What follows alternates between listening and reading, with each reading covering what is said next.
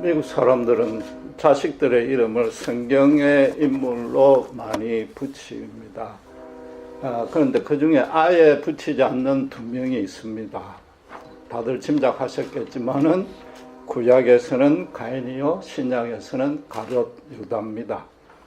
다른 이름을 따라 붙인다는 것은 그 사람을 롤모델로 삼아서 훌륭하게 자라길 바란다는 뜻인데, 친동생을 살인한 천하의 폐륜아와 서성인 예수를 십자가 처형으로 이끈 배반의 아이콘의 이름을 붙일 리는 없는 것입니다.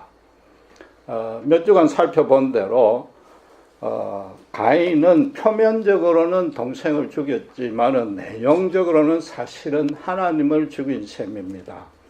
그런데 하나님이 미리 그걸 다 아시고도 사전에 경고를 했고, 또 그 살인이 벌어지고 난 이후에도 회개할 기회를 주었습니다. 그런데도 가인은 자기 생각과 감정에 묶여서 스스로 하나님 밖으로 뛰쳐나가기를 선택해버린 거죠. 그럼에도 너무나 뻔뻔하게 사람들이 자기를 살인자라고 죽이려 드니까 제발 막아달라고 하나님께 부탁을 했습니다. 그런데 하나님은 반대로 너무나 자비롭게도 그것마저도 허락을 했습니다.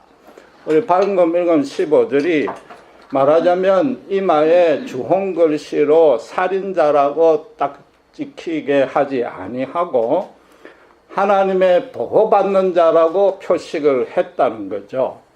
물론 오해는 마셔야 됩니다. 하나님이 가인을 구원해가 하나님의 자녀라는 표식은 아닌 겁니다.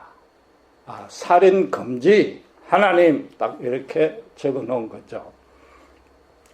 그런데 하나님이 이런 가인에게 내린 보호 조치가 사실은 조금 이상하지 않습니까? 하나님은 율법에 따르면은 살인자는 반드시 사형하도록 했습니다. 단 고의적인 살인이 아닐 때, 실수로 죽였을 때, 예를 들면 도끼 자루가 그냥 빠져가지고 날아가서 사람을 죽인다든지 하는 그런 우발적인 실수일 때는 어떻게 했죠? 도피성으로 피신케 해서 정당한 재판을 받게 하고, 그게 우발적인 실수라면은 사형을 면제해 주었단 말입니다. 그러나 그 도피성으로 가는 동안이거나 본인이 도피성으로 피신을 하지 아니하면은 살해당한 자 중에 가장 가까운 친족이 피해 보수를 하도록 했습니다. 살인자를 죽여도 된다는 규정을 마련했단 말입니다. 그럼 지금 경우에 하나님께서는 당신이 만드실 규정을, 율법을 두 번이나 어긴 셈입니다. 살인자면은 당연히 사형을 해야 되는데 그걸 면제시켜 줬고, 또 주위 사람이 피해 보수를 할 수 있는데도 그것마저 금지시켰단 말입니다. 아무리 지금 율법을 제정하기 전이라 해도 하나님의 뜻은 처음부터 끝까지 동일해야 되는 겁니다. 그럼 하나님 생각을 바꾼 것인가? 말하자면 하나님이 가인에게만은 너무나 간대한 것이 아닌가 말이죠. 가인은 아담의 첫 아들입니다. 표현이 좀 이상하지만은 아담은 하나님의 첫 아들인 셈입니다. 그럼 가인은 하나님의 장손이요, 우리식으로 말하자면 첫 손자입니다. 그 첫 손자가 너무나 사랑스러우니까 할아버지 수염을 당겨도 가만 놔두듯이 그런 마음이었는가? 아니면 피해 보수를 허락하자니까 당시에는 아담과 이브 부모가 나서야 되는데 그건 너무나 가혹해서 그렇게 했는가? 마지막으로 가인만큼은 예의 규정을 적용을 해가지고 첫 살인자니까 죽이지 아니하고 차라리 살려둬서 땅에서 유리 방황하는 모습을 모든 이로 하여금 목격하게 해서 죄를 지은 결과가 얼마나 비참한지 알게끔 만들려고 어떤 모범 케이스로 삼은 것인가? 이 세 가지 질문에 대한 답은 다 노입니다. 물론 하나님은 분명히 감정적인 분입니다. 하나님 감정적인 분이에요. 인간을 지어놓고 심히 기뻐했지 않습니까? 스바냐 선지자가 3장 17절에 당신의 백성들로 인하여 기쁨을 이기지 못해가지고 하나님이 즐거이 노래 부른다고 했단 말이에요. 하나님은 분명히 당신에게 장성적인 이 가인의 비참한 실패에 대해서 아주 가슴 아파했을 것입니다. 그러나 하나님은 인간과는 다르죠. 개인적인 감정 때문에 어떤 공의를 굳게 하시는 법은 결코 없는 것입니다. 하나님이 가인을 살려준 데는 하나님만의 공의와 뜻과 계획이 있단 말입니다. 두 번째, 피해 보수를 금지한 것은 지난주에 살펴본 대로 이미 당시에 가인의 혈족들이 많아서 그냥 그것 때문에 부모들을 목 죽이지 말라는 그 뜻이 아니라 또 다른 뜻이 분명히 있을 거란 말입니다. 마지막으로 죄의 심각성에 대해서 사람들로 하여금 경각심을 갖도록 모범 케이스로 만들었다. 그게 타당할 것 같지만 그것도 아닌 거죠. 하나님이 인간을 하나님 당신의 형상으로 창조했습니다. 그 말은 아담의 경우에서 보듯이 죄를 지으면은 아무리 그게 바늘 도둑이라도 누가 가르쳐 주지 않아도 도덕교육 안 받았어도 자연 발생적으로 수치와 공포가 생깁니다. 구태여 다른 사람을 보고 죄의 폐해에 대해서 학습할 필요가 없단 말입니다. 여러분 한번 생각해 보세요. 다른 사람이 선행하는 걸 보고 따라한 적이 많습니까? 악행한 걸 보고 따라한 적이 많습니까? 저는 분명히 후자죠. 살인자가 멀쩡하게 살아다니는 꼴을 보면은 가뜩이나 원죄로 타락한 이 후손들이 야, 살인을 해도 하나님께 뻔뻔하게 살려달라고 요구하면 살려주시는구나. 살인해도 되겠구나 쪽으로 인간의 학습 효과가 더 큰 거죠. 우리가 선을 보고 따라할 정도로 우리가 선하지 아니하단 말이에요. 구태여 모범 케이스로 만들 필요도 없고 인간이 그런 존재라는 것, 그런 부작용이 있다는 걸 하나님이 모를 리도 없단 말입니다. 하나님이 가인을 살려준 걸 그냥 그렇다고 단순히 그분의 무한한 긍휼 때문에 하나님이 하신 일이니까 무조건 옳다 하고 넘어가 버리면은 사실은 뭔가 미흡하단 말이에요. 하나님 왜 가인을 살려주셨을까? 그 답은 의외로 간단합니다. 그분이 하나님이시니까. 다시 한번 하나님은 무조건 옳다를 강조하는 게 아닙니다. 가인은 누가 봐도 천하의 죄인입니다. 유다보다도 좀 더 후한무치하죠. 인간의 기본적인 양심도 없는 거죠. 바로 유다는 그래도 나중에 자기 잘못을 뉘우치고 자살했지 않습니까? 자기 죄값을 자기 스스로 갚겠다고 나왔단 말이에요. 그런데 이 가인은 심지어 하나님을 죽이려 한 것과 마찬가지인데도 하나님의 단물만 딱 빼먹고 자기 할 짓을 다 하려는 그런 심보단 말이에요. 여러분, 이 성경은 참으로 의미심장합니다. 이 정말로 두렵고 떨리는 하나님의 말씀입니다. 인류의 장선을 격인 가인이 성경 전체에서 최고로 악한 모습이라고 성경은 바로 선언하고 시작한단 말이에요. 그렇게 된 이유가 뭐냐 말이에요. 어디서 비롯됐느냐 말이에요. 하나님을 오해한 거죠. 가인 안에 무슨 흉폭한 본성이나 인격 장애가 있었던 게 아니란 말이에요. 모든 인간이 나면서부터 하나님을 멀리하고 외면하고 두려워하지 아니하는 거죠. 그것 때문에 그렇게 됐단 말이에요.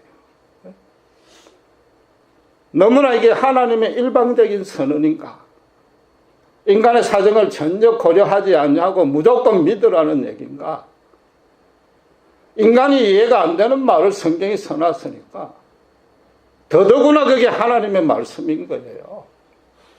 인간이 지었다면 이런 말을 못하죠. 하나님이 하신 말씀이란 말이에요. 그러니까 성경이 시작하자마자 바로 이걸 선포하는 건단 말이에요. 다른 모든 종교는 인격과 성품을 갈고 닦으면은 어려운 사람이 되는 걸 목적으로 합니다. 그렇게 될 수 있다고 가르칩니다. 그러나 기독교의 경전인 성전은 아예 대놓고 그건 불가능하다. 인간은 그런 존재라고 시작하는 거죠. 우리가 생각만큼 어렵고 강한 존재가 아니란 말이에요. 선한 것은 오직 하나님께로 오는데 하나님 없이는 어떤 선도 이룰 수 없다고 말하는 겁니다. 인간이 만들어내는 선은 아무리 겉으로 경건하고 어려워 보여도 그걸 파고들면은 자기 자랑입니다. 자기 교만이요. 자기 위선인 겁니다. 그러니까 불신자들이 성경을 기독교를 한 믿어보려고 성경을 펴자마자 가인의 이야기가 나오니까 즐겁하고 성경을 닫아버리는 거죠. 여러분 그 가인 얘기를 볼 때마다 얼마나 불쾌합니까? 부인하고 싶지 않습니까? 그러나 그게 우리 모습이란 말이에요. 그 불쾌함을 참고 여러분 이 자리까지 온 건 대단한 겁니다. 정확하게 말하면은 예수님의 십자가의 사랑을 성령을 통해서 알게 되니까 십자가가 뭔지를 알게 되니까 모든 인간이 죄인이란 그게 부인할래야 부인할 수 없는 진리란 걸 비로소 우리가 깨닫게 된 거죠. 우리 생각으로 알게 된 게 아니란 말이에요. 그러니까 예수 믿는다는 거 이게 얼마나 큰 은혜인지 감사하게 된 것이란 말이에요. 하나님이 가인을 살려준 게 그 죄에 대한 경각심의 효과를 감안한 건 아니라고 했는데 사실은 엄밀히 따지면은 그런 뜻도 있습니다. 하나님 그 가인 당대에는 가인을 만날 사람도 사실은 얼마 안 됐을 겁니다. 그러니까 그 사람들한테 무슨 그 경각심을 심어주기보다도 아까 얘기한 대로 오히려 살인해도 되겠구나 하는 역작용이 더 생길 수가 있죠. 대신에 오늘날 어떤 사람도 자기 자식을 가인이라고 이름을 안 붙인단 말이에요. 왜 그렇습니까? 성경에서 가인 사건을 알게 되었으니까. 말하자면 하나님이 가인을 살려주신 이유는 구약 성경이 기록한 이후에 모든 세대에 모든 성경 독자로 하여금 하나님을 멀리한 죄가 얼마나 비참한지 제대로 깨우쳐 주려고 그렇게 하신 거단 말이에요. 지난주에 성경은 성경 안에서 대답을 찾아야 된다고 하셨는데 이 17절은 23절과 24절을 대조해봐야 하나님이 가인을 살려준 그 정확한 의미를 알 수 있습니다. 잘 알다시피 라멕은 일부 다처제를 시작한 자입니다. 그런데 단순하게 후처나 첩을 두었다고 해석하면 조금 부족합니다. 구약 성경에는 그 인물의 이름의 뜻이 그 인생을 대변합니다. 특별히 유대인들은 더 그렇죠. 그래서 이 라멕은 힘센 자란 뜻입니다. 아담은 꾸미는 자입니다. 아주 화장을 잘한 거죠. 신라는 뭐냐? 딸랑딸랑 예결을 잘 뜨는 자입니다. 거기다가 그들을 취하였다 이 말 가운데는 강제로 빼앗았다는 의미가 있습니다. 그러니까 라멕이 예쁘고 좀 섹시하고 자기를 즐겁게 하는 여자를 남의 아내라도 빼앗았다고, 서슴없이 빼앗았다고 보는 것이 많은 신학자들의 이견입니다. 그러니까 나중에 어떻게 돼? 사람들이 라멕을 비난하고 라멕이 그들을 죽인 것에 타당한 이유가 되는 거죠. 그럼 이 가인과 라멕을 비교하면은 뭐가 달라졌습니까? 라멕 본인의 말대로 이 죄의 질과 향이 엄청나게 확대됐습니다. 그렇죠. 그런데 그보다 더 중요한 것은 가인은 비록 피를 나눈 지동생을 죽였지만은 그 원인이 뭐였습니까? 하나님에게 나름대로 경건하게 열심히 예배를 드렸다 했단 말이에요. 그 종교성 때문에 죽였단 말이에요. 그런데 라멕은 뭐라고요? 나의 창상을 인하며 나의 상함을 인하여 사람을 죽였다 이런 거죠. 내가 부상밖에 안 당했는데 아예 죽여버렸다 이거죠. 그 말입니다. 수십 배로 복수를 했다는 거죠. 자기를 우습게 봤다는 거죠. 미국은 도시마다 경찰마저 들어가길 꺼려하는 우범지대가 있습니다. 그런데 일반인들이 지리를 잘 몰라가 들어가면 어떻게 됩니까? 자기들 우습게 봤다고 LA 같은 데서는 그냥 붙들어가고 아주 곤욕을 치릅니다. 그러니까 이 라멕은 일부 다처제를 만들기도 했지만은 표현이 이상합니다만은 조폭의 창시자죠. 자기를 최고로 삼는 이 아담의 원죄가 인간에게 오염되어 가는 모습이 얼마나 가공스러운지 그걸 지금 보여주는 겁니다. 가인은 그래도 자기가 잘못했다는 걸 겉으로는 몰라도 심정적으로는 인정을 했단 말이에요. 뻔뻔하게 그래도 하나님에게 돌아와서 목숨을 구걸했습니다. 그래도 그 뜻이 뭐예요? 인생살이의 궁극적인 삶과 죽음은 하나님의 손에 달렸다. 그까지는 인정을 했단 말이죠. 그러나 라멕은 뭐예요? 모든 것이 오직 자기 중심인 거예요. 자기가 부상당함을 그냥 죽음으로 갚아버렸어요. 선악의 기준이 자기예요. 자기가 판단하고 그 집행하는 것도 자기가 했고 그 다음에 또 뭐예요? 그걸 남들 앞에 떠벌리며 자랑을 한 거죠. 이 라멕의 이 노래를 신앙용어로 카레 노래라고 합니다. 카레 노래라고 그러는데 제가 볼 때는 그보다는 최초의 적그리스도의 노래라고 바꿔 부르는 게 나을 것 같아요. 자기가 정죄하고 자기가 심판하고 자기가 집행하고 아주 떳떳하게 잘한 일이랑 자랑했단 말이에요. 가인은 지금 한 명만 죽였습니다. 그런데 가인의 벌이 7배인데 나를 죽이면 77배라고 했으니까 물론 여기서 7은 완전한 심판이라는 상징적인 뜻이지만 어쨌든 가인보다는 훨씬 많이 죽였단 말이에요.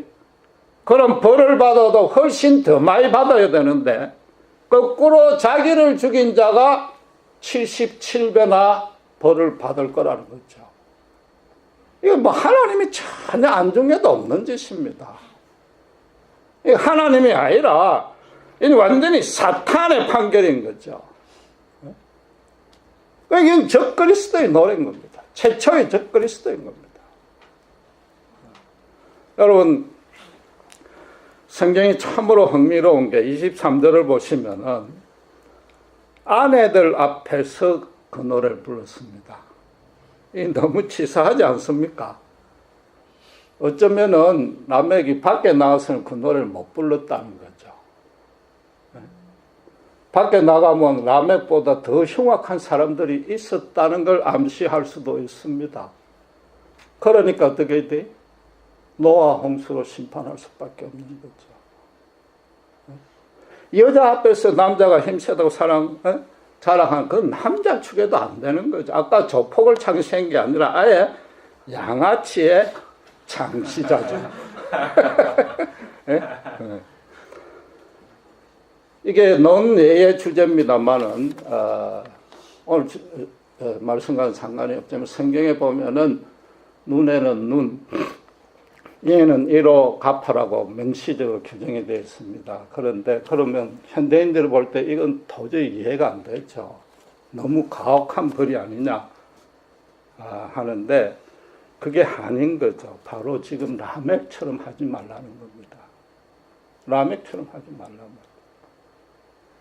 라멕 당시에는 눈에는 눈, 이에는 이 수십 배로 벌하지 말고 받은 만큼만 하라는 거예요. 그걸 표현을 그렇게 해서 그렇지. 그래서 그걸 동해보복법이라고 그러는데 오히려 그 당시에는 그만큼 긍휼스러운 법이 없는 겁니다. 그걸 정확히 아셔야 돼요. 네. 라멕은 어쨌든 성경 전체로 봐서 최고로 흉악하고 치사하고 비겁하고 교만했습니다. 적그리스도의 시조입니다. 그런데 그런 흉악한 라멕이 죄송하지만 사실은 바로 예수 믿기 전에 저였습니다. 제가 뭐 살인자라는 뜻이 아니고 라멕의 이 노래를 현대말로 알기 쉽게 바꾸면 어떻게 됩니까? 예수 믿느니 차라리 내 주먹을 믿으라 그거 아닙니까? 자기가 판단해서 자기가 다 집행하니까. 저도 이 본문의 라멕처럼 그것도 제 집사람 앞에 그랬습니다. 그 제 집사람이 어떻게 하든지 예수 믿게 하려고 그렇게 권하고 새벽마다 7년 이상을 눈물로 새벽 기도했는데 그 앞에다 대고 라멕의 노래를 제가 했단 말이에요. 얼마나 치사하고 비겁하고 교만한 하늘의 끝을 닿는 거죠. 지금 생각하면 그 자리에서 벼락 맞아 안 죽은 게 정말 천만다행인 겁니다. 저는 여러분 봐서 알다시피 다른 사람들로부터 법 없이도 살 수 있다고 다른 사람 배려 많이 해준다고 너무나 착한 사람으로 칭찬을 받았는데 저 같은 사람이 어떻게 라멕처럼 되었느냐. 그 원인은 딱 하나입니다. 하나님을 몰란 거죠. 예수님의 십자가 사랑이 과연 무엇인지 그걸 전혀 몰랐단 말이에요. 내 본성이 악한 게 아니라 내 본성 안에 있는 하나님의 형상이 파괴가 되었으니까 하나님을 찾지도 아니하고 알려고도 하지 아니하고 가장 중요하게는 전혀 두려워하지 아니한 거죠. 그걸 지금 성경은 죄라고 이야기를 하는 겁니다. 그런 죄에서 구원하려고 예수님이 오신 겁니다. 이 본문의 16절, 18절의 기록만으로 보면은 아무리 그 당시에 장수를 했지만은 아담 이후로 5대 만에 인간이 이 꼴이 된 겁니다. 창세기 3장 22절에 하나님이 선악과를 먹으면 모든 인간이 선악을 아는 일에 하나님같이 된다고 그랬습니다. 아주 영적인 통찰력이 높아지는 것이 아니라 하나님은 하나님만이 기준이고 하나님이 판단하고 집행하는데 라멕이 지금 선악의 기준을 자기로 삼고 자기가 판단하고 집행했단 말이에요. 네? 그렇게 됐단 말이에요. 그런데 그런 모습이 지금까지도 남아있는데 가장 대표적인 게 뭐냐? 나는 하늘을 우러러 부끄러운 점 하나 없으니까 예수를 믿느니 차라리 내 주먹을 믿겠다. 큰 소리 치는 거 아닙니까? 그리고 지금까지 그대로 남아있는 겁니다. 그걸 지금 성경이 이야기하는 거예요. 마지막으로 본문에서 따질 게 하나 더 남아있습니다. 그럼 그렇게 되도록 하나님은 뭘 하셨는가? 하나님은 왜 그렇게 되도록 가만 놔두셨는가? 이 대답도 여전히 하나님이기 때문인 겁니다. 하나님은 절대로 믿음을 강요하지 않습니다. 자유의지를 주셨을 때부터 스스로 기꺼이 감사함으로 진심으로 당신을 찾는 자를 하나님도 찾고 계시는 겁니다.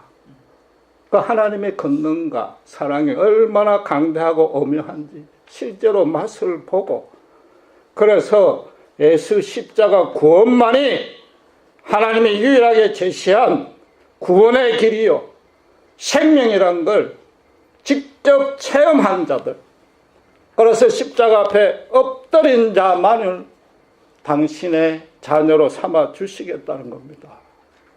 그 외의 길은 없습니다. 아무리 도덕적으로 종교적으로 경건해도 받아주지 않습니다. 그게 가인의 제사를 받지 아니한 뜻이라고 지금 성경이 말하고 있지 않습니까?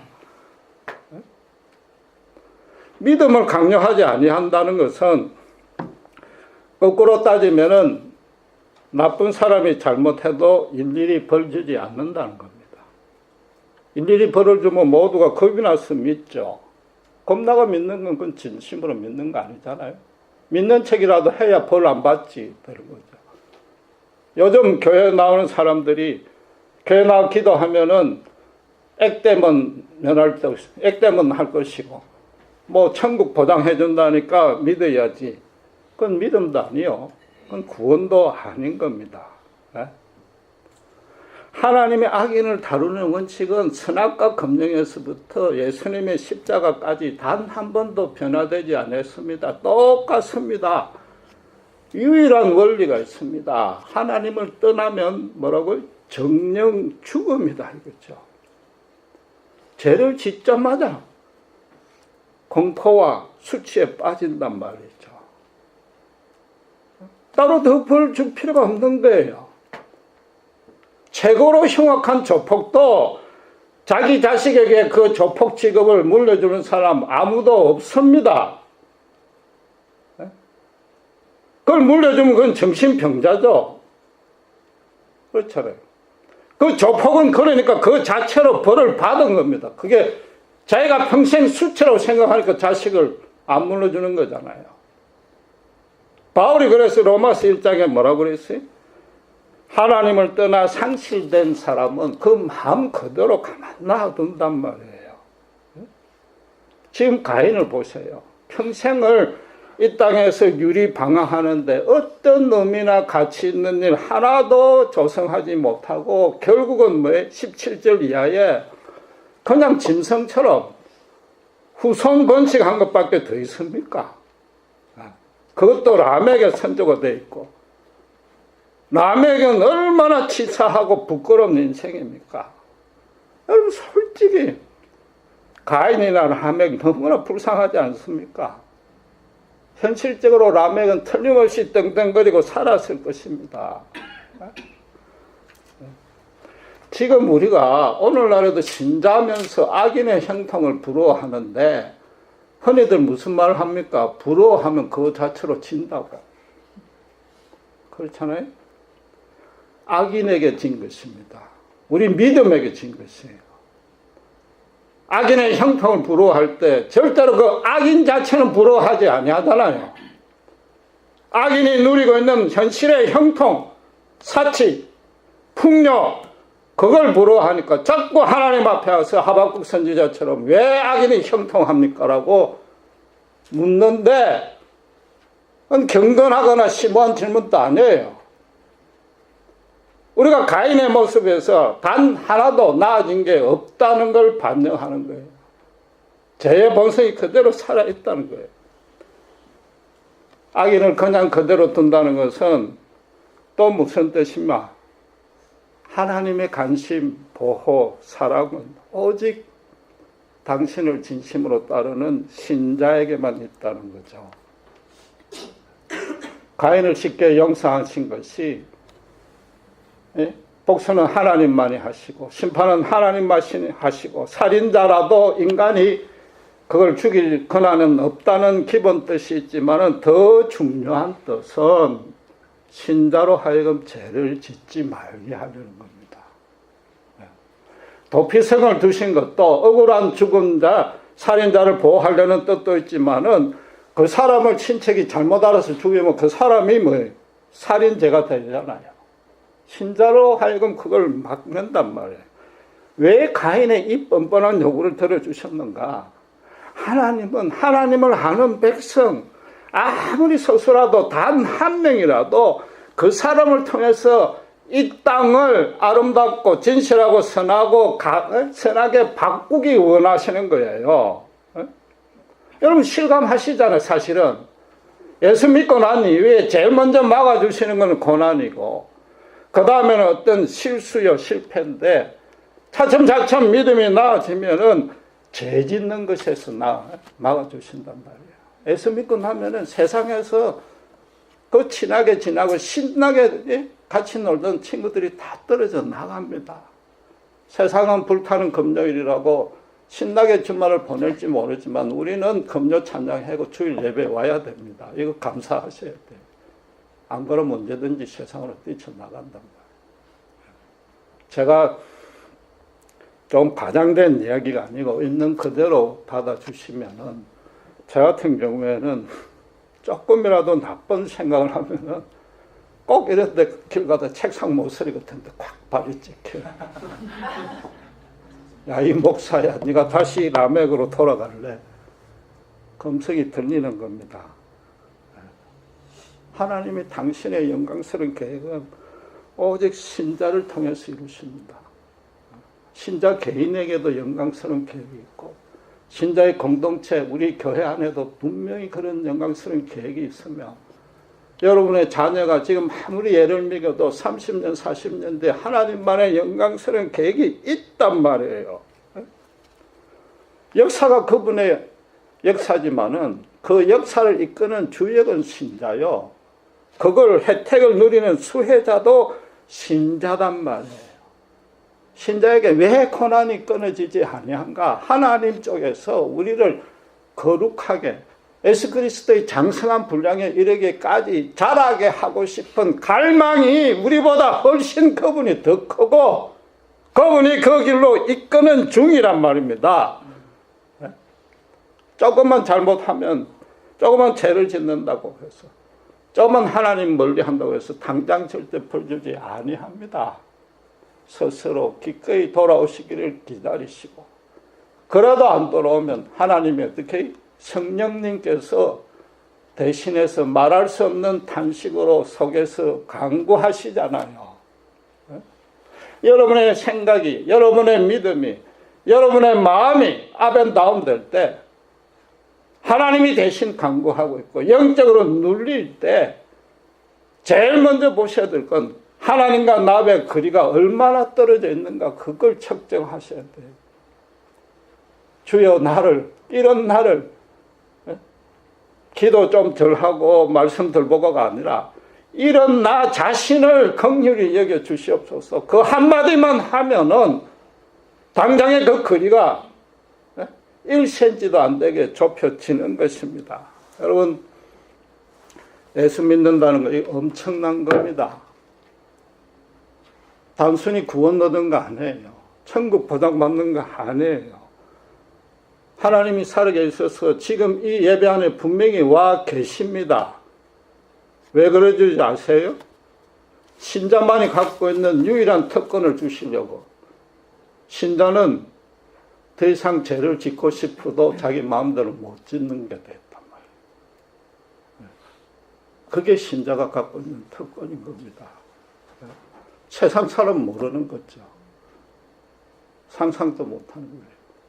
우리가 그런 자리에 있는 겁니다. 주여 오늘도 무사히가 아니라 주여 오늘도 저를 하나님의 선한 일에 마음껏 들어 사용하여 주시옵소서.